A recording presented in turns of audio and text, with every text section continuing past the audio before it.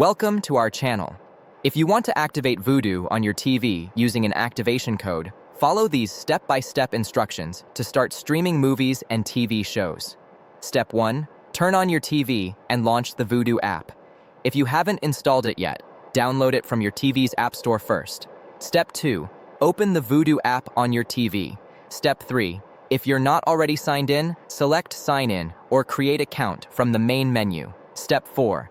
The app will display an activation code on your screen along with instructions to visit vudu.com activate. Step 5. Using a computer, smartphone, or tablet, open a web browser and go to vudu.com activate. Step 6. Log in to your Vudu account using your email and password.